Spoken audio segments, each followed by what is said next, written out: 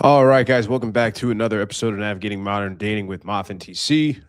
This is show number 9, which is cool. I can't believe we've been doing this 9 episodes already. I know a couple guys have asked if I'm going to go back to doing some of the solo shows, which I will. I just been slammed with some stuff. I've got a couple of new things that I'm launching, a lot of travel that I'm prepping for. So hopefully some good stuff come out of that. Maybe you guys will see if you follow me along on Instagram. Speaking of Instagram, so I said TC something earlier this week that I thought was really good, and we kind of wanted to start there. So we're like talking about women and simps, infidelity and breakups and divorce, which I think is always a fun topic. Like everybody is really polarized about infidelity and stepping out and kind of what that means and et cetera, et cetera. So that's something I know that he's got a rabbit hole on. So always fun to go down those. So, recently, like there's been these kind of like Evo psych bros, and I know that there's other dudes in the space that have kind of gone toe to toe with them. This guy Mac and Murphy, I think I've seen on a couple of people's shows. I've seen him on a couple of other things, and these kind of new age Evo psych guys, I think their main problem is that they rely almost equivocally, completely, and or unequivocally on polling data in like what women are saying. Their reported and their stated preferences and their stated results over their actual revealed results and revealed preferences. So I think that's kind of what the issue that I have with a lot of these guys. So I was just, scrolling along as I was driving. I like scroll reels now that I'm in my car. It's so bad. I can't just like sit there and listen to music. But I wanted to share this. And then if we can just bring this onto stage, I think it's got to start over. Is there any sound coming out of it or no? No, I don't hear any. No sound. All right. I think there's no sound. Oh, there's the bottom. Often, although, maybe it's just such a low frequency event that it doesn't have the same influence on human relationships. But I think it could even be the case. What I'm getting at Let's refresh it and try that one more time. A study that was looking at where their male partner was unable to protect them. Maybe had this happened, or maybe it was women being asked to envision it happening. The question was, how much does your attraction drop pre and post this interaction, or pre and post infidelity? And that the pre and post he couldn't protect me was greater than infidelity. I think that I actually did see this, and I think that it was actually an online poll. Infidelity has a very high breakup consequence rate. It's one of, if not the most common causes of divorce. It's a very common cause of relationship dissolution. You don't really hear about, men losing fights and it leading to breakups as often, although, maybe it's just such a low frequency event that it doesn't have the same influence on human relationships. But I think it could even be the case. What I'm getting at is that the attraction component is taking a bigger hit, but the actual relationship stability, maybe it goes the other way. I'm not sure. It doesn't surprise me though. I mean, it's a huge negative signal. So I know you have a lot to say about this. I think the elephant in the room, I guess what's interesting is that maybe we have a tendency, or maybe I have a tendency. I don't know. Like, it's like, well, if they talk to me about the first part, because this is something that you hone in on a lot, where everybody wants to say it's status and it's like pre-selection is the most powerful thing. And you're like, be a guy that looks like he can kill other men. Like, that's the biggest attraction signal that you can send to. And so like, talk about that. Let's just start there.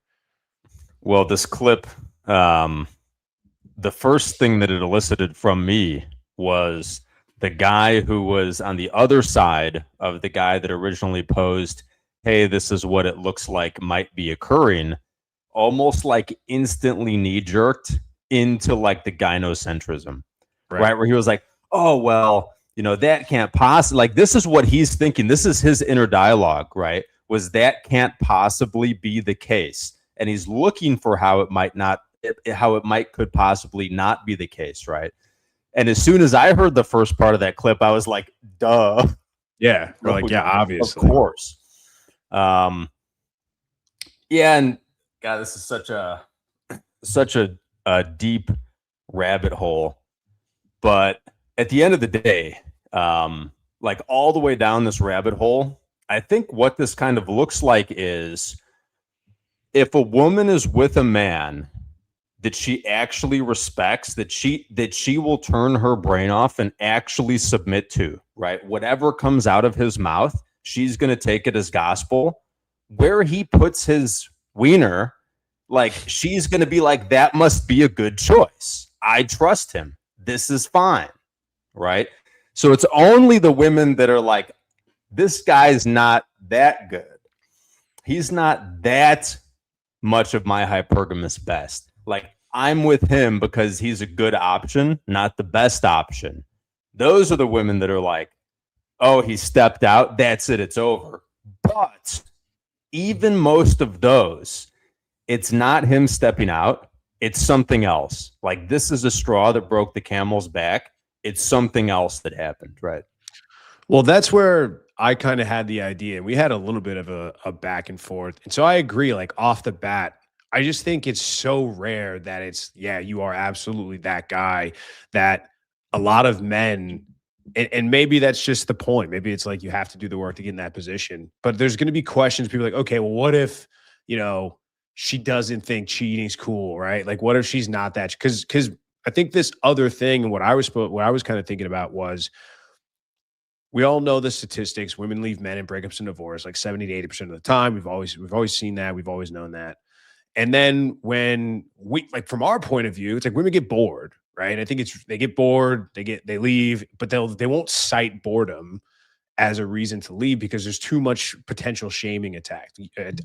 You have to frame it in a way that the man did something and that you are somehow the victim, which is kind of crazy because maybe it's changed a little bit with all this girl power and like women can just be like, yeah, I just decided he wasn't that guy anymore and I walked out. And there's people that'll celebrate that. But I don't think that that's caught up to their conditioning where it's like they've got to make themselves look like a victim to get out of it. So they always will. It's almost the most cited as infidelity / cheating. And so I think that this is how it goes for most guys in most relationships and marriages that has this happen. Guy gets caught somehow. She confronts him and he crumbles. Like he folds like a lawn chair. He is like crying, kissing her feet, like bowing down, apologizing, admitting wrong, like saying he's a piece of shit. Like he'll go to therapy and shit like that. And I don't truly believe the relationship is over until he does that. I think that's the straw that breaks the camel's back. It's this guy's willingness to completely fold to the woman's frame as a last ditch Hail Mary effort, but it actually has the complete opposite effect. Well, I love, and I guess before I get into this, it does make sense, kind of walking it back a little bit, what I first said. What the guy on the other side of that table is saying does make sense because a majority of women in the West think men and women are the same, right? So this is kind of what it boils down to me. There's two types of women that are not going to accept you cheating out. One type is women that believe men and women are the same. Do you want to be in a relationship with a woman like that? Do you want to have children with a woman like that? The other type is they're not okay with you stepping out. You're not good enough, but there almost definitely exists a guy that is.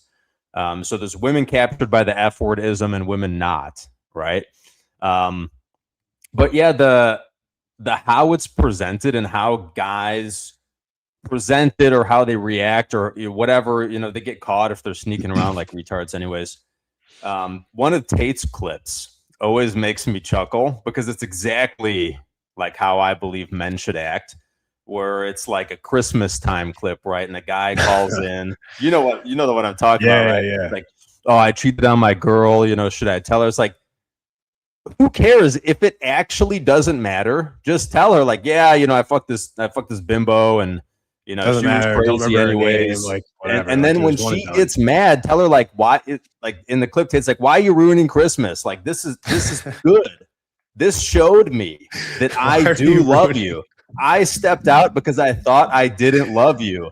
And this bimbo made me realize how great you are. We are stronger now. I came back. Yeah, I came back. Like, this is better. I chose you again. Don't ruin Christmas over nothing. I stacked you up against another woman and you won. Like, this is a positive thing. Yes, That's we so are. good. My conviction, my love for you is convicted now, like it hasn't been before. Like a piece of oak. It's just getting and it's stronger. literally nothing. So don't ruin Christmas over nothing. Don't mess it up. Oh, that's so funny. I mean, I think that, you know what, man? Like, I know we can go down this week, and we certainly can.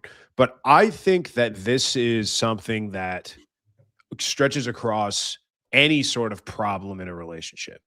I just think that's where it's at. I think like if you want your relationship to go and maybe this is a little bit over the line. I don't even care. I don't even know at this point, but it's like the minute you fold and a woman calls you out and she wins and you lose, like your attraction drops, right? Like all these times you can see these guys, like Patrice O'Neal used to have a really good bit where he's like, oh, listen to these dodo dumb boys that are the dumb dudes that are like, yeah, I lose the battle, win the war. He's like, don't even concede a battle. Every battle is the war. There's no like giving in. Like all of a sudden now you think you're winning the big one, but she's slowly cut. It's death by 1,000 cuts. Like she slowly cut away and dismantled all of your armor. Now she's going to stab you through the heart. So it's like, if guys want to keep their relationships and their women in check, like first of all, it pays to be competent and lead. And that's, you're going to have to show some success somewhere, but it's really relative too. Like a lot of guys think they have to be providing crazy lavish lifestyles to keep like women happy. And it's like women have no real, like, a lot of women have no semblance on money and whatsoever. If you keep them relatively comfortable, a lot of them are super low maintenance. So I don't know, but is it this idea that men should just dig in? And it's like, because the minute you give ground, it doesn't matter if it's right or wrong. Like it doesn't do you any good being in a relationship where she doesn't trust you and isn't like following into your lead. And the only way she's not going to do that is if you give her a reason to, which means doubt yourself. Like she needs you to be better than her. I know I'm rambling, but like, what's your take on all that? I love this, man, because like women hate this so much. This kind of stance, this kind of stance that I have on this particularly. So how a relationship between a man and a woman should be is you two are a team, right? Like you come together to fight them, right? She should be your biggest supporter in your battle against them. She should not be trying to cause a battle between the two of you that's detrimental for both of you and the relationship and your children and everyone in both of your circles that you're leaning on. So if a woman decides, I want to battle you, I want to battle my man, my philosophy is, all right, let me show you exactly how hard I'm going to battle them. And you're going to get that. Yeah. Why do you think women hate that so much? Well, they want to be right, man. They want to be right more than they want to be happy. See, guys have the opposite problem. Yeah, women hate. I mean, there's a lot of modern men that hate this too, but we kind of have no choice. But women hate being put into a box of you are a woman and this is how women are and this is what women do and this is what women should do. So they want to fight that, right? Yeah. Like this whole thing, and we were all sold it, as millennials growing up, like be whoever you want to be, find what makes you happy, be yourself. Like, no, be the best version of yourself that you can be. And like what that is different for men and women. Like a very good man is much different than a very good woman.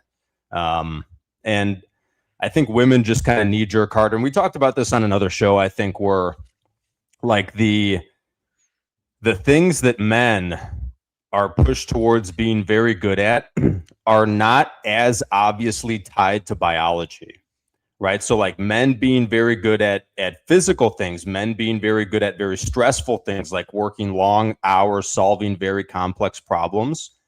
You don't look at a man and immediately know this, like the man's going to be better at this, even though he might be, right? Women think like, oh, I could do that. But men, we kind of know when we look at women, oh, I can't get pregnant and breastfeed, right? So like the illusion is gone. It's like the difference, their strengths are more biologically obvious. And yeah, that's what we're all about in the modern era is resisting our nature as hard as possible and trying to become, like this, we're all like, it seems like to me, everyone's trying to become like a gelatinous blob of goo that's indistinguishable from the next one, next to it. Right? We're all trying to like converge on the same point and be as egalitarian and equal as possible. Let's rewind just a step or two, because like this is something that came up with a mutual friend of ours who had one of these meetups where, like, you know, guy's got a chick that's super on his program. She'd take a bullet for him, play in traffic, all that kind of stuff, right? But there's not a ton, but there are still a handful of outside influences, mainly like parents, right? Because, you know, I think he said she only has a couple like girlfriends and their circle's really small, and she spends a lot of time like chilling by herself. She doesn't mind being alone, but like sometimes, like there was one time where she was kind of confronted by her parents, like, hey, XYZ, like we'll call him Dan, like Dan's a little bit XYZ when he's around you, and like we're picking it up. Like, I don't know, is that kind of a problem? Like, how would you have your woman, or how would the right way for a woman to respond to any sort of fair or not, like criticism, constructive, fair, negative, whatever, to a parent, to a friend, to anybody really? Like, and how do you know if that's the chick that's got your back for like how you really want her to? Yeah, so there definitely will be scenarios in which, and some men more than others, like if a man is very honed in on his purpose, especially if he's got really high test, like there are going to be some of the there's some things women pick up on much more easier. And like the more laser focused a man is, the more like passionate he is, the more of a visionary he is, like the more he has blinders on going forwards, like the more he might slip in some situations, right? Like you're at a fucking dinner party with a prospective client, right? If your chick's there, she can kind of pull you off of going down a fucking red pill rabbit hole, right? Because you just get kind of carried away and get into it. And you maybe forget the company you're with. And women are very good at understanding the company you're with. And then like some women aren't that great at this. So like their guy, by being much better than her, is better anyways. So he can't lean on his woman for this. But some women are very good at this. Like they've leaned into their natural feminine role and have developed their talents properly, right? They haven't been trying to be men their whole life. So yeah, if that does happen, we're like, and someone makes a comment to a guy's chick about you, it should be the same thing like I kind of just said, right? Where I will die defending us, right? It doesn't matter how logical the argument is someone makes about my inner circle. I'm going to play devil's advocate like a freak. And then once like it's me and those guys or whatever, just by ourselves, I'm going to tell them, hey, got this feedback was said. Yeah. Just so you know, right. I think it could be in your blind spot. You know, let me know what you think. So that's kind of what it looks like, I think, usually, right? Where like the woman, when she's you're like representing you and your leadership, she's going to be like, I don't know what you're talking about. Like, I don't know why you're making a problem out of nothing. I don't know what you're talking about. You know, she's going to like gaslight them. Right. And then like, don't give them any ground at all. Like, don't even agree and be like, oh yeah, I see that sometimes. I see your point. Like, don't even let them know that it's a potential chink in the armor. Even if it's maybe something you've talked about and like discussed among you already, it's just don't give them an inch, because they can only hurt you. They can't help. I think the situation with this guy was, chick's family member or something was saying that her dude is like kind of abrasive or something, right? Like he's kind of short, he's kind of serious or aggressive, whatever, right? Like he's not finessing as much as he could be or whatever the fuck, right? He's being too much of a brute for their taste. Right. And like in that situation, I think an appropriate response from the woman is like, well, I don't really know what you're talking about. Like, I disagree, but like, yeah, he is really passionate about stuff, and that's why I'm with him. Right. So turn that into like later, a strength, but also later she'd be like, hey, someone was saying this, just so you know. And so from that point on, like, I guess the guy's got a couple of options. He can just kind of change the behavior and it kind of like just dissipates naturally, Or like, say this is a guy he wants to have kids with. This is like future mother of his children. This is going to be his family, his in-laws. It's like these hard conversations are going to have to come at some point. Is this the starting one? Because conversations are only going to get harder to have when kids are around. So it's like if you have other problems between the two of you and you guys don't hash this stuff out now or establish a protocol on how to hash this stuff out, like what's the guy's best response in that situation? Yeah, I think there's some things that, depending on what a guy's mission is and what his purpose is, like if a guy's purpose is to have a ton of children and try to bring like the upbringing of those children back 100 years as far as like family values and what kind of foods we eat. And, like if he wants to put his sons through like a coming of age misogi type challenge when they're 11, 12, 13 years old, he can't really be around people that are going to fight him on those things. Now, if it's something simpler or something that can be dodged or deflected, sometimes a man will do that to keep peace in the inner circle, right? So like if a guy's really passionate about, sorry, my computer just freaked out. I'm there. If a guy is really passionate about like a certain type of like blood cleaning procedure, right? And his in-laws, like him and his chick know his in-laws are going to think that's crazy. Just don't fucking talk about it around the in-laws, right? Like you don't even have to open that door, right? There's no point in going down this rabbit hole. Same thing, like men can, as long as it doesn't compromise the mission, men should be able to act a certain way in certain company. Right? Like a man that has a business that's making a lot of money that's very unplugged, he's not going to necessarily tell his best customer, the way you're raising your children is unacceptable, right? Like that's not a conversation for this relationship. So there's that aspect of it too. Yeah, I would think like as that stuff starts to come up, especially when kids get involved, like those conversations are only going to get more serious and they're only going to have to get tougher because, I mean, to your point, like maybe there's some things you don't discuss with everybody in certain company, but then the way you want to raise your kids and the way you're going to want to teach them and the way you're going to want to put them through maybe homeschool instead of public school or all of these other things are the kind of people you do and don't want them hanging out with, that can vary a ton with like your parents or your chick's parents or whoever's parents. And then it's like, yeah, I gotta have to have those conversations. So, I mean, are those kind of things just kind of unavoidable, or is it still like, yeah, this is what we're doing. This is our kid, and like, that's it. There's no questions asked. Yeah, I think it gets really tricky with, like when men choose women in modernity. Like it's a very high likelihood the woman's family is going to be plugged in to some degree because most people are extremely plugged in.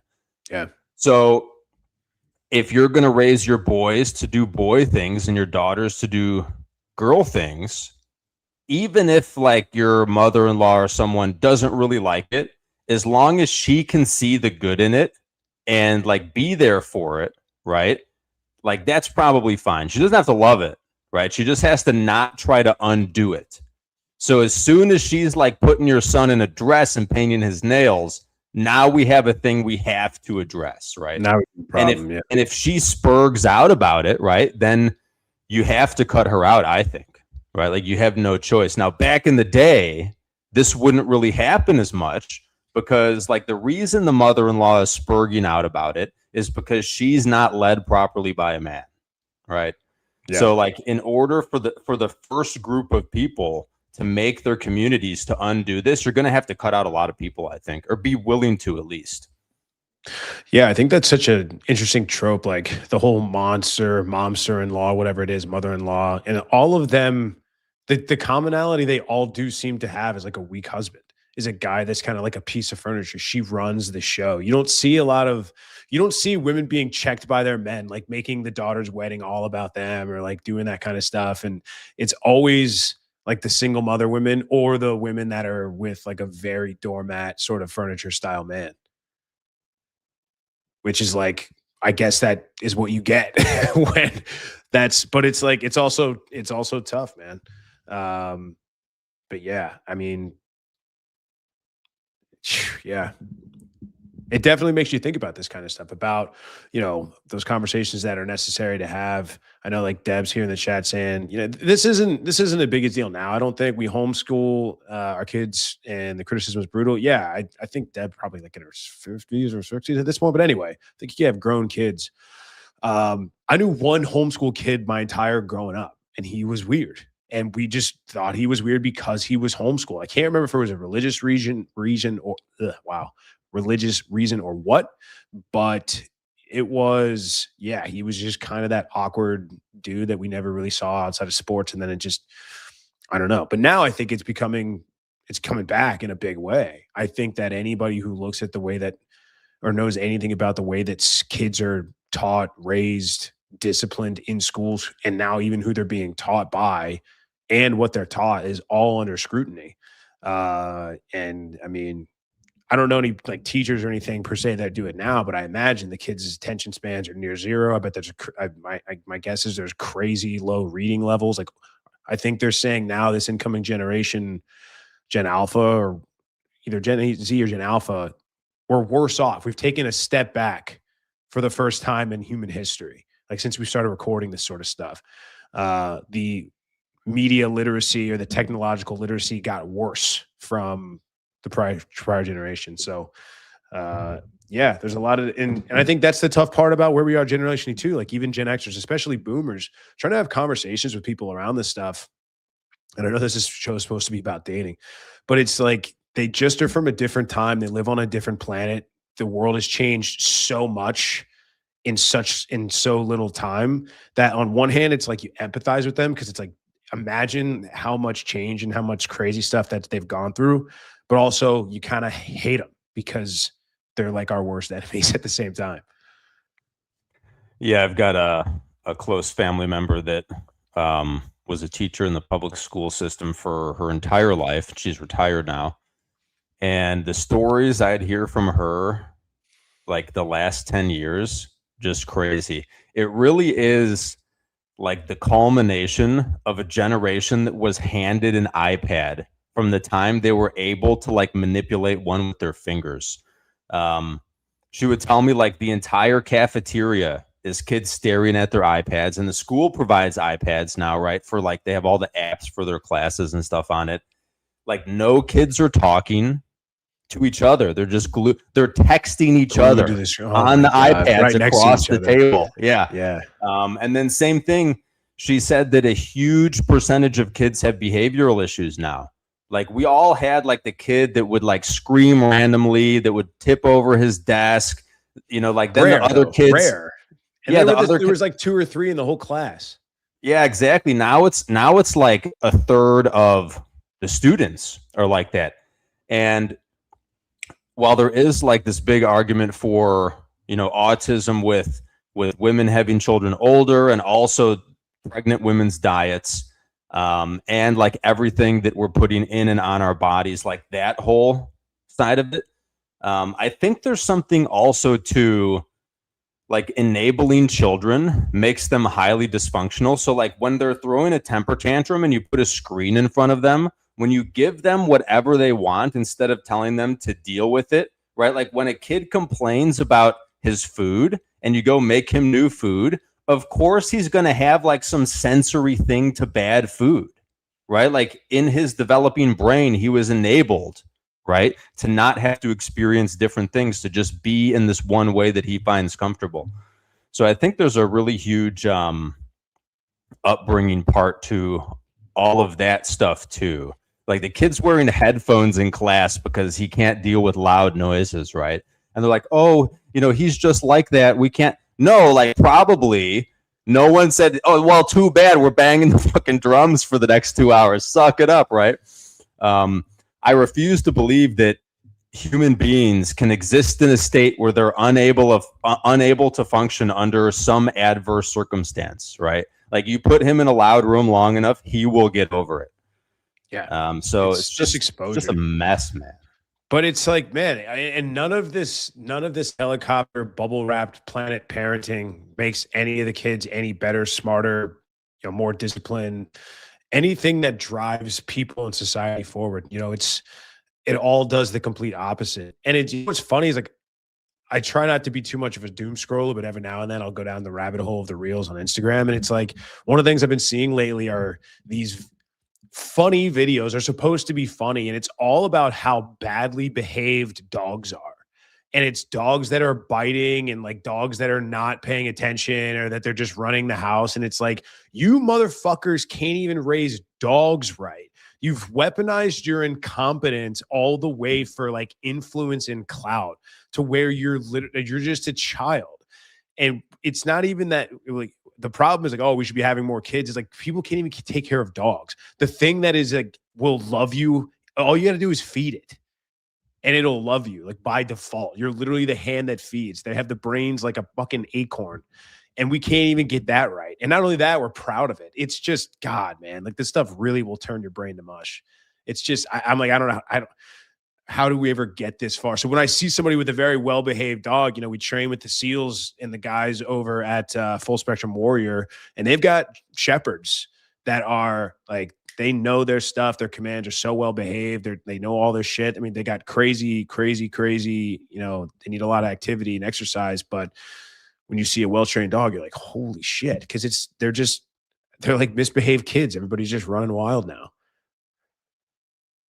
It's a good litmus test for men you want to deal with or not, as well as if they have a misbehaved dog. If they have some little shit dog, it's like, no thanks. Yeah. What about cats? What about cat guys? Are you a cat guy? I love when you're more of a cat guy than a dog guy, I think. Maybe that's just your demeanor. I don't know if you actually have one, but like cats are cool because they're low maintenance. Like you can travel if you have cats, right? It's right. Much harder to travel if you have dogs. But my belief on all animals is they should serve a purpose.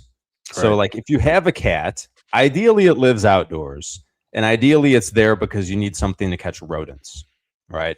Same thing with the dog. If you have a dog, you take it hunting, right? Maybe it's a livestock guardian dog, like Great Pyrenees, but it has a purpose, and ideally it has a house outside, right? Same thing with like, you have chickens. Like you don't have like, I think pets are stupid. Right, like if you want pets, go have children. Animals, right? Like, what are we doing? What like, about we're replacing children with animals?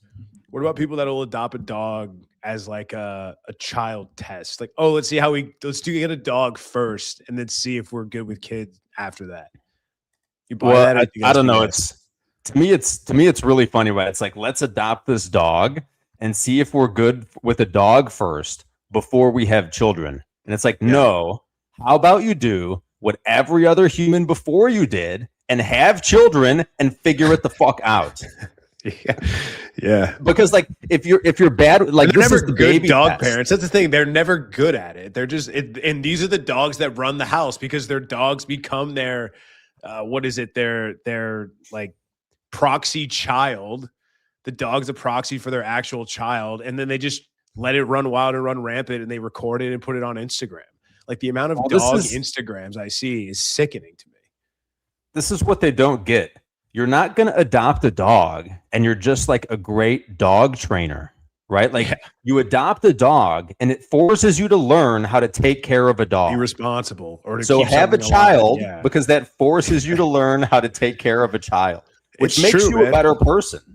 Yeah. I mean, I had my dog, man. Like, God, it's been so long. I've not had him longer than I had him, but I had him for a year when I was still living with the ex-chick in New York, and then another year completely by myself. And then I gave him back to the shelter. It was just like coming out of COVID. I was going to be traveling way more, going into an office. It was great during COVID, but and it's crazy because she wanted the dog in the first place. I was always the one that said no. And then obviously what we did, we got a fucking dog, and then she never took care of it. It would like bite her heels and she'd walk across the room. And I'm like, you never play with him. You never feed him. He doesn't know you. You're never out here.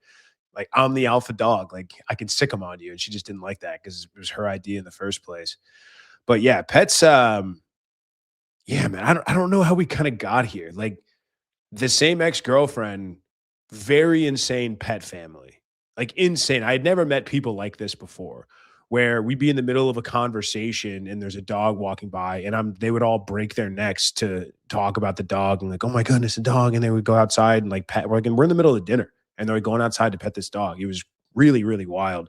They were letting the dogs would get on the kitchen table and stuff. Like they would nip around the house. It was just nuts. I'd never seen anything like it. And now it seems really commonplace. I wonder what that's a symptom of. It's just what, like, it's their natural fight to have children against the feminist programming. Is that all dogs are now? I think that's what pets are, to be honest. Like women love pets because they like taking care of helpless things because, you know, they evolved and to things that'll take love care of you babies. unconditionally. Well, yeah, and they're in a different class, right? Like they are dependents. So women don't like taking care of independents, men. They like taking care of dependents, which are children and dogs and other animals. So yeah, instead of having 7 kids, they have 2 kids and 5 dogs. There you go. Nuclear family. Yeah, taking care of guys, leading guys. I mean, we know that women hate that stuff. I think this.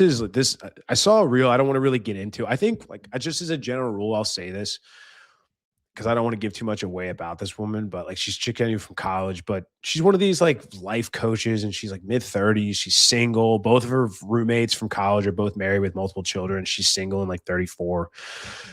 And she does like sex dating relationship content, whatever. The point being that, you know, talking about guys there's a guy out there that will do the thing that you think is gay. There's a guy out there that'll go down on you and he's not an a-hole, or there's guys out there that will learn or whatever it is. And it's just extremely vulgar. Women don't talk about that stuff on the internet. Like women that talk about sex and anything like that and sexual acts, it's so low class and trashy behavior. Like, my God, it's just gross. But it got me thinking about the amount of guys out there that explicitly do things for the happiness of women. Like the act of getting someone flowers, or the act of getting someone a gift, like a guy getting a girl a gift or whatever, none of that stuff, I think, is inherently gay. If it is because he wanted to do it and there's an overall purpose for it. And I think this is where you kind of go down this rabbit hole. But women hate any guy that will do something just for the explicit pleasure of women, because they know, like, we know why women hate being pedestalized, because like they get lost on the way home. They don't know what they're doing. They're small. They can't defend themselves. They have crippling anxiety and they're extremely insecure about every wrinkle and every curve on their body. They're the most insecure being on the planet. And so to have a guy do something that's just for her benefit, it disgusts her, because that means he's below her and she knows all the disgusting, crazy stuff that she does all the time or did in college or whatever. So I don't know. Let's talk about that. Why is that? That sort of, because every woman says, "Oh, I want my guy to simp over me. I want a guy that's hopelessly devoted." All of this stuff, but then what that actually means, it's disgusting to them. Man, how do I navigate this conversation on YouTube? I can't wait. This is the real question. I was working with a coaching client who is having a little bit of trouble, like embracing his inner man, which would be, you know, a lot of women would consider like, you know, a playboy, or, you know, not giving a fuck what women think and doing what's best for you. So just having trouble getting over the like idealization and pedestalization of women, like as a thing. Right. And I ended up posting, I did some research for him to send him some stuff to try to get him over. And that's when I posted in the Brotherhood chat, that kind of little tidbit about that one women's smut book with an extremely insane, violent scene in it of SA. And that book has sold more copies per year than the fucking Lord of the Rings entire trilogy. And this is kind of the conversation I have with guys is like deep down, a woman's greatest desire, like how her lizard brain works, is she desperately wants a man that's bigger than you, that's stronger than you, that's more violent than you, that's more exciting than you, to break into your house, kill you, and steal her. That's what women want in the lizard brain. Read their smut books, and you will see that this is true. Okay. So once you know that as a man, that's a clip. You can deal with women properly. It's like, I'm not getting bent out of shape because of what she thinks, because this is what she really wants. And this is actually what she wants. This like goes deep back down, to she's a terrorist. Yes, this goes back to deep down, women know how fucking depraved they are, right? So when a man is a simp, they're like, dude, I want a guy to break it and kill you and steal I want you to be dead. Yeah. And you're going to do this? Oh my God, bro. That's what's going on back there. Yeah. I wonder where that comes from. Like, I wonder why. I mean, I guess it just comes from men who still think women want the same things as men.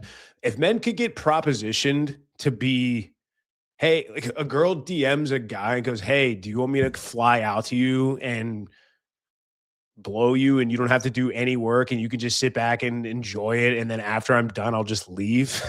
Every guy would be like, yeah, that's fine, like no problem. So they think that same proposition will work on women because they don't understand like the fundamentals of what women or like maybe if you're just that guy, but no guy who's that guy would ever offer to come serve this woman and then like go back. So I mean, I don't know, it's all kind of conflicting. Yeah, women, we get back to there's two types of women here. In another type of way, I think there's a lot of women, and you find this a lot in like the born again or like the very religious women, the women that found Christ after their hoe phase, whatever, that appear to be ridiculous prudes now. Like they're just going to be incessant nags that don't put out. And that's like their new identity. It's like an overcorrection. Aside from those women, the rest of women will do and have done ridiculously nasty things for men that gave them nothing. So like when you're the guy that's waiting 10 dates, showing up with flowers, taking her on vacation, texting her good morning every day, there's another guy she's either currently dealing with or she previously dealt with that would like she would drive an hour and a half to his house on her time of the month, bring her own red towel to put down under her, get effed, and then drive an hour and a half home at 3 a.m.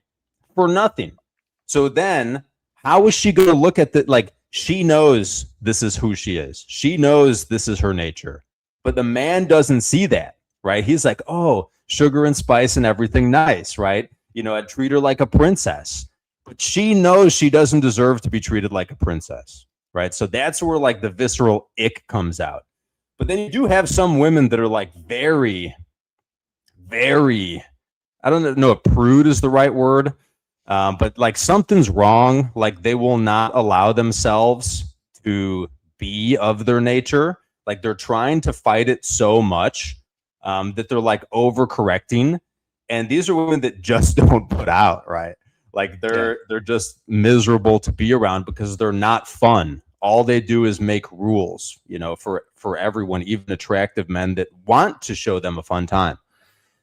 So those women like just bye.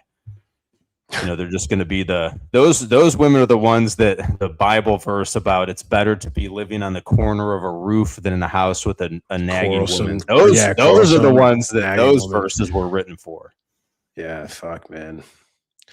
Yeah, it's crazy how a guy can find him in that kind of situation. So go back just to recap that. So you said it's the women that will just never put out, and then what was the other category? Because I had something I was going down that rabbit hole, but I lost it. Well, the other category is the women that have put out for nothing. Yeah. That's what I knew where I was going to go with that. So like when you, because that's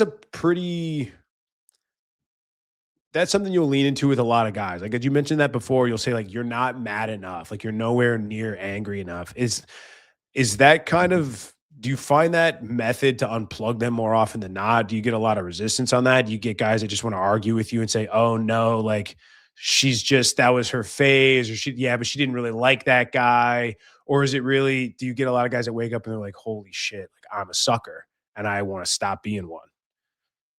Yeah, I think it's really challenging for guys. So when I talk to women, and I do talk to a lot of quote unquote Christian women, a lot of my app profiles have in there that I'm Christian because I have some very unplugged biblical beliefs. But when I explain, and we talked about this on the show, the idea of submission or surrender to women, men have to do the same thing, but to the universe, to nature, to how the world works, right? So like women need to submit entirely to a man. Men need to submit entirely to reality. You could call this God. You could call this how the world works. And a lot of men have a really hard time doing that. And, you know, I talked to some men that are like, oh, I'm just black pilled. And I'm like, really? Are you really black pilled? Because I think you have I think like there's 10 more steps that are way worse than what you think reality actually is that you still have yet to discover, right? So yeah, you just have to, you know, the nature of reality for men is hard, and it sucks, and it's never going to change, right? Like the world is a challenging place to live in. We live in the best time ever, right? It's never been easier, and that's why I think why we're also so confused about this and have such a hard time understanding how the world really works. But just like a woman, when a man's holding her head underwater and she keeps coming up and gasping for air as she's resisting, you know, submission, like a man needs to hold his own head underwater to reality, to how the world works, right? Stop like coming up and gasping for air and wishing it was some other way. Like it's never going to be. Just accept it and just go forward, right? That's all you can do. So yeah, I think a lot of our easy mode life makes it really hard for men to even want to, like, they get black pilled, and I think some of them are afraid to keep going, right? Like that's what the anger is they know it's only going to get worse from here until you can start climbing the mountain, and then you got to climb the fucking mountain, and they're like, oh no, I just sit here and play video games, fuck this. Yeah, I mean, we talked about this last week, I think. I mean, this kind of came up in another reel that I was watching. I think Hormozy was chiming in. He was like, it's never been easier to get ahead because it's also never been easier to do nothing. Like you said, if you went back in time and talked to a guy from the 1920s, like 1926, you said, hey, 100 years from now, there's going to exist an entire class of men who will sit at home in their house in under air conditioning in their underwear, play video games, eat food, not know how to do any sort of skill whatsoever, be uneducated, and he will be fine. He will live a long life. He would not believe you. It was just such a foreign concept that would go against anything anybody had ever seen up to that point, because you just couldn't do any of that. You'd just be dead. You'd be in a ditch somewhere. And now you can get by doing that. But, and that also means that the work it takes to beat these guys is not that long either. Like a physique that you can get in 3 months beats out probably still 80% of guys. Maybe like 20, 30, 50 years ago, you had to work 10 times as long to get that same result. So, I mean, it's all relative, but I think that's the answer for it, because everyone's like, oh, it's so easy to get ahead. But it's like, yeah, it's also so easy to do nothing. Like you really could just do nothing the rest of your life. Just like you can do things, you can not do things and be totally fine. Yeah, I mean, it's pretty absurd. Like I've written budgets for guys that make $60,000 a year, where you can support a family of 4 or 5, 6 or 7. And like making $60,000 a year, like you can go flip burgers at McDonald's and then drive DoorDash after you're done doing that and make more than $60,000 a year, which is enough to support a family of 4, 5, 6, 7. Now, obviously, You have to have a woman that will surrender to your budget and your lifestyle, right? But there are a very small amount of those women, but they do exist. Being very attractive helps a lot with that. But yeah, this is like, men used to be born into, I am going to be planting and harvesting potatoes 15 hours a day, 6 days a week for my entire life. Right. And like, they will never be anything more than that. They're stuck there forever. They're never going to learn how to read. They're never going to learn how to write. They're never going to learn how to even articulate a position on a topic. They're never going to learn to have an opinion and be able to express it and even want to die for it. Right. And like, somehow these men got up every day and did the work, man. It's like, if you can't go flip burgers and then drive DoorDash for 80 hours a week, like, you're fucked. You're just fucked. Just get up and go do it, you know. Shit. But they'll be fine. And I think that's the point. Like, even those people are fine. There's people that literally just live off the government. Like, they won't, I mean, they'll let you be homeless, I guess. But most people that are homeless kind of want to be there. It's not sort of a their own fault thing. But in any case, that's the other thing too, is, yeah, like, if you don't get married, you can just welfare max also. Right. So it's like, it's not like, if you have, you're going to be fine with your girl and you're not married, legally, she is a single mother. So she's going to get food stamps. She's going to get housing. So like, you don't even have to do the DoorDash. You could just go flip your fucking burgers. So it's like, anything more than flipping burgers, something like literally a 10-year-old can do. Anything more than that, and you're going to be ascending the ranks. Well, I guess the argument then becomes, and I know what your answer and rebuttal is to this, but I guess your devil's advocate says they're not worth it anymore. It's either there are no women out there that will accept a guy who will flip burgers and do DoorDash because they all want to be on yachts in Dubai. Like, that's the first argument. Two, it's, why would I bust my ass and work my fingers to the bone, flipping burgers on a hot grill and delivering, meals for $80K a year for women that aren't worth it anymore, right? Like, those are the two rebuttals.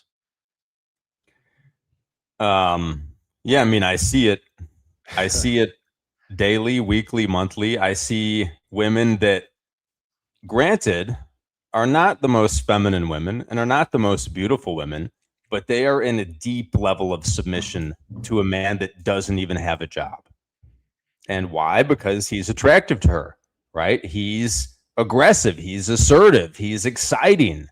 A lot of times these guys are like, ex-cons, right? They're like felons and stuff. And women are fucking fawning over them, right? Like, they're in shape. They just got out of jail and they're jacked and covered in tattoos. And this chick is like running, like, she's like all over town trying to figure out what baby mama's house he's at, right? Like, they're obsessed. So yeah, I mean, women are in a very bad place, I think, right now, as far as how many women are feminine and act like women. But men are also very unattractive to women nowadays, because, like back in the day, every man was kind of in shape when he graduated high school and kind of stayed that way forever, right? Like, there weren't a bunch of fat dudes. There weren't a bunch of incompetent guys. There weren't a bunch of guys. And think back to our like grandparents' generation and beyond that, there weren't a bunch of guys that were saying stupid shit, gay shit to women, right? They were like, hey, what the fuck? The lasagna's overdone. What's wrong with you? Right now, so like, that increases their attractiveness to the women. Yeah. So yeah, both sides are in bad shape. But I think, people have talked for a long time about, like, the US, America, has the best income mobility in the history of the world. I think this applies to like everything, right? Like, everything, like, what you're born with, you can elevate it more than you ever could in human history, in America and in 2026. So yeah, if you don't want to flip burgers, Like grind, even you're 80 hours a week flipping burgers and driving DoorDash, whatever hours you have left, and hopefully you do this while you're young, right? You grind away on making some money on the internet. All right, there's a million ways to do that.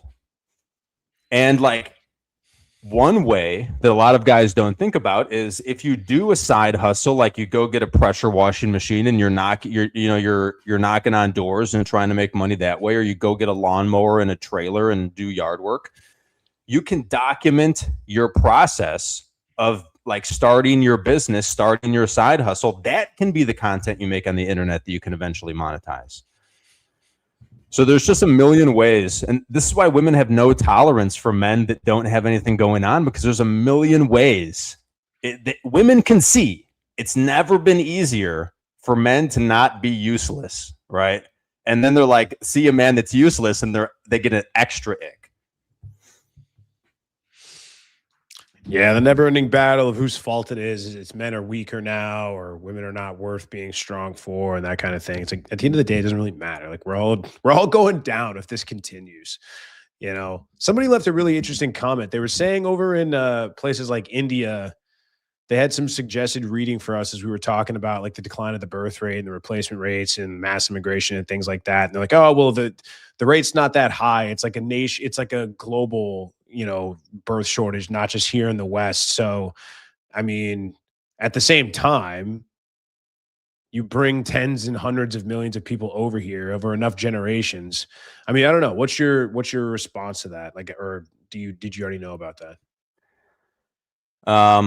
Yeah, I mean, we definitely see in, I would call them more like second world countries, like Eastern Europe, Southeast Asia, even some countries in the Middle East. Like we definitely see. Too.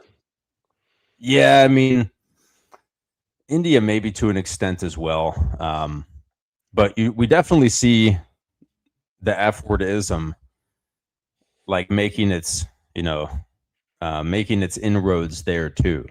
Like you can look at Korea, right? Like Korea was probably much more like Japan 20 years ago. And now they have like terms for women that hate men, right? That like refuse to be whatever, like this Handmaid's Tale shit is what they think it is. But actually like that's just smut. Like they just are turned on by that. That's why they like it.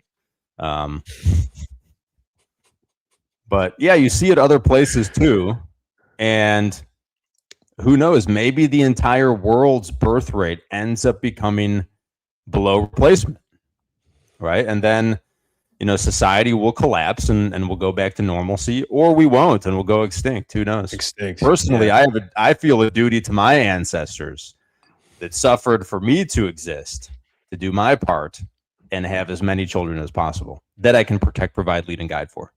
Right. Yeah, we talked about that. I thought that was a really solid point at the end of the show last week. And I kind of did like a follow-up. I did like a little Instagram story. Mine was less about the idea of having kids, but it was more about being a guy that just wants to live comfortably in general and like not do hard shit and not want to go create something or build something memorable or leave any sort of legacy, even if that legacy only lasts a generation or two, right? Because like a lot of guys talk about, oh, my legacy, as if it's going to go on for like tens of thousands of years. And it's like usually within a couple generations, nobody is going to know your name ever again. And that's it. Like you might be brought up a couple of times in like a family tree sort of situation, but 100 years from now, maybe 200, nobody will ever know who we are, say our names ever again. It's just a reality.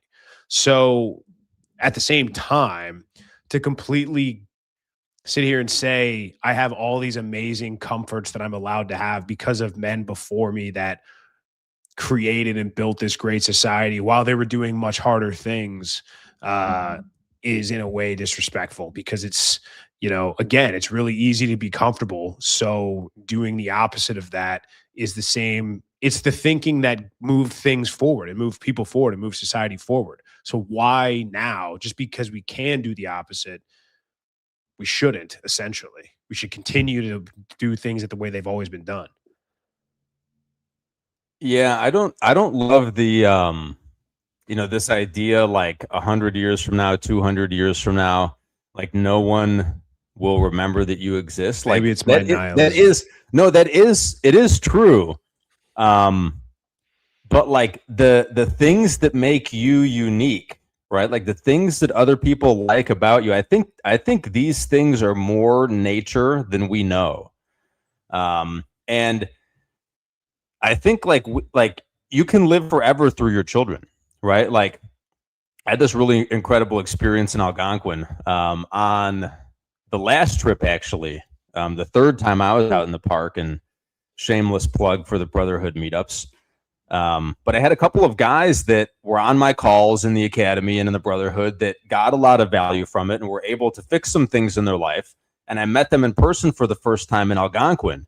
And they gave me a hug. Oh, thanks. You know, your calls helped me out so much. It's good to finally meet you. And at first I was like, man, this is kind of weird, right? Like I had just jumped into the deep end to try to add value and ended up going down a bunch of rabbit holes and then providing some value for guys, right?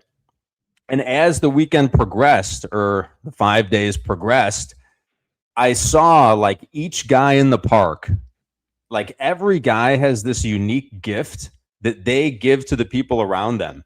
And some people really like a certain guy's gift that he gives, and some people don't vibe with it as much, right? So we kind of like end up finding the people that embrace our gift with open arms, and we embrace their gift that they give.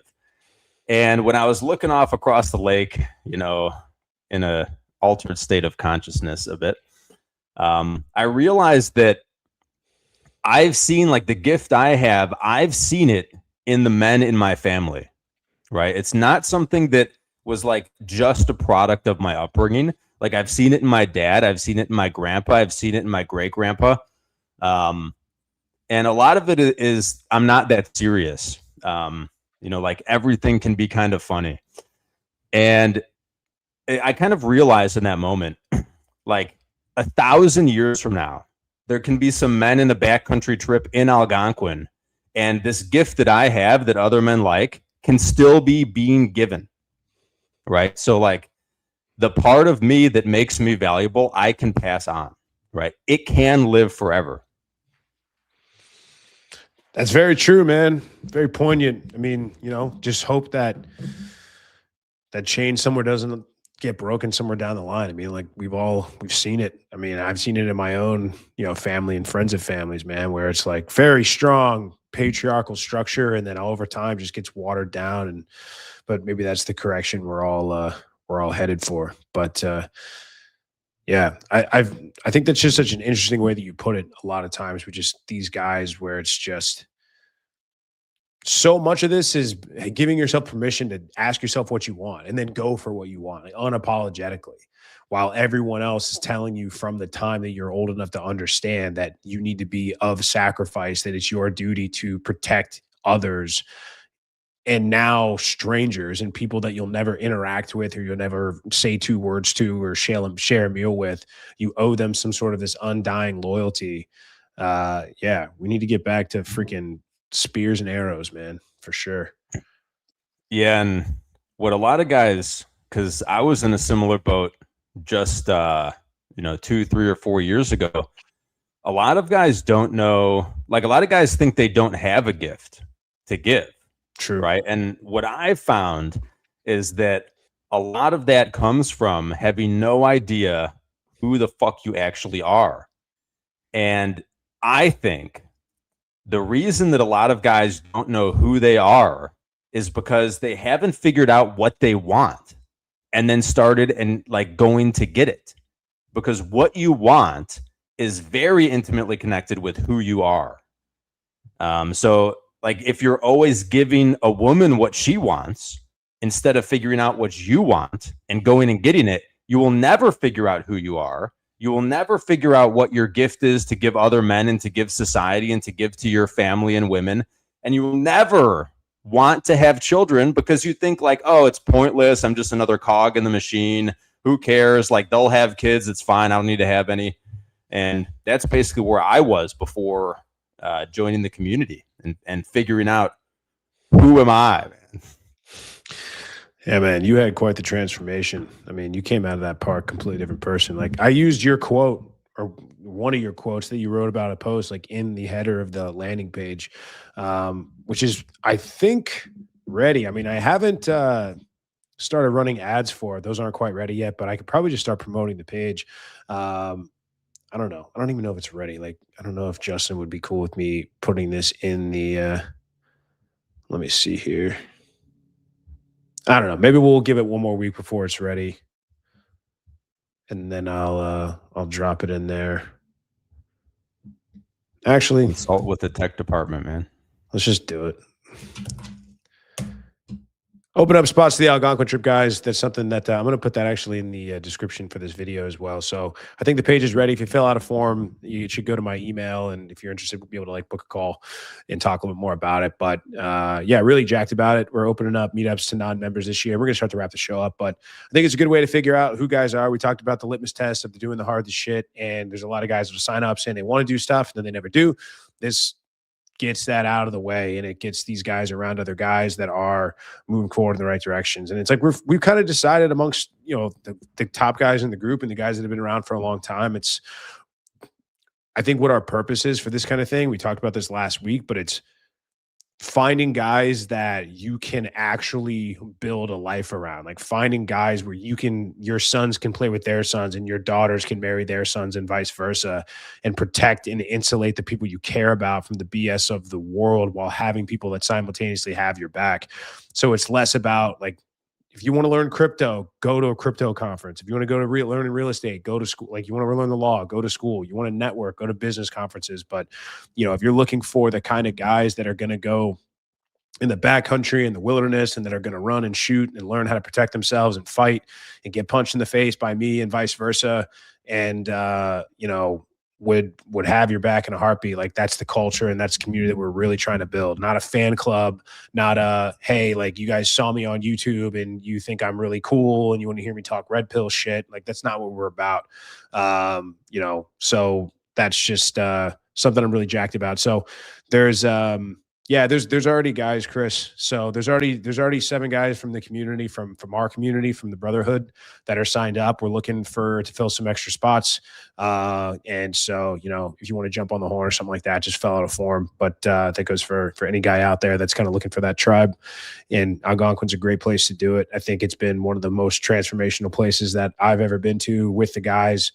And guys have had amazing experiences, and I'm glad that I'm going twice this year. I'm going in May, and we're going again in September. So it's going to be a lot of that, man. I don't know if I'll want to get in the canoe much after this, but any case, I thought this was good, man. This is a good time.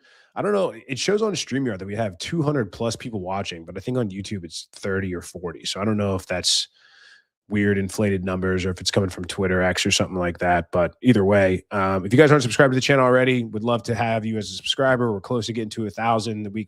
Guys can start supporting us with like super chats and donations and stuff like that so we can monetize the channel. I'm going to get back to doing my solo shows. We're not doing the female POV this week. Obviously, me and Spencer are going to be on Sartain and Rolo Show Access Vegas tomorrow night in Las Vegas. So tune in for that. And then I'll be back to do the same calendar of shows next week. Should be all back. So yeah,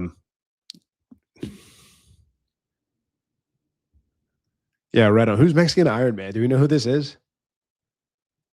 If you, Man, all right, I have maybe, no clue. I don't know who that is. All right, right on. I don't know if it's the same community, but killer. Anyway, anything you want to wrap up with, my friend? Yeah, I guess I'll give a real short kind of my take on what you just said. Like, yeah, please. I was trying to figure out myself too, like what the community is to me. The last Algonquin trip, when you and me and 2 of the other guys were kind of running through the woods on the island. Yeah, it's fun. Kind of made me realize what I was looking for and what I've got now was that vibe of like the group of neighborhood kids that are running around getting into trouble. But instead of like, we all had these relationships when we were young, and it fell apart because the reason we came together was proximity, not necessarily shared values and worldviews. So like, that's what the brotherhood is for me. It's like the neighborhood gang of kids, but we're not going to split up because like we're only together from proximity. We're like tight together because we have the same values and worldviews. But also follow me on Instagram. There's going to be some content coming soon as I rebrand my page away from being a personal page and into my coaching. And I'm thinking about doing some Twitter reacts, Nice.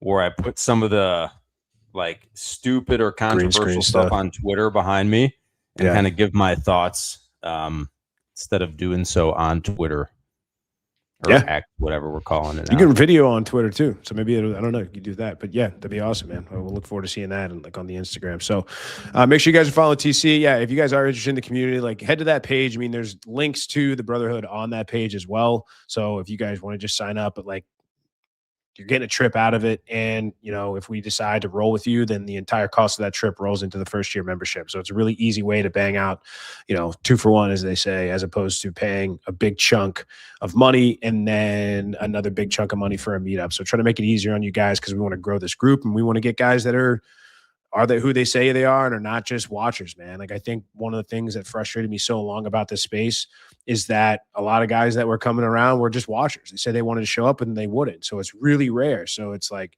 we're just kind of throwing it out now, man. Like there's really not coming. There's not even like I know we're trying to wrap up here, but we kind of decided you have to come to an event. Like if you want to be a part of what we're doing, you kind of have to be there.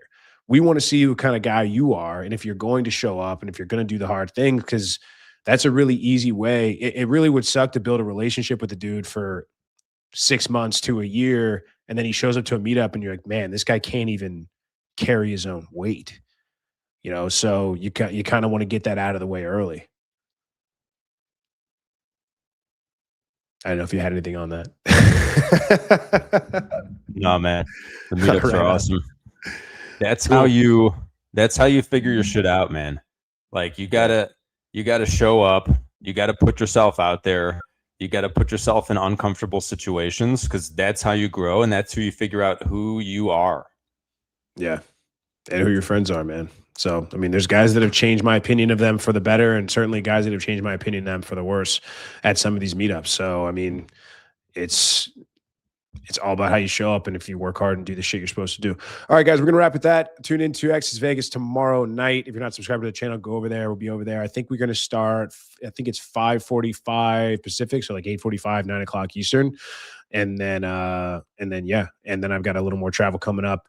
And then I'll be back for regular stuff next week. So like and subscribe to the channel. Share this video if you think it's helpful. If you guys like what we're doing, if leave comments, it really boosts us.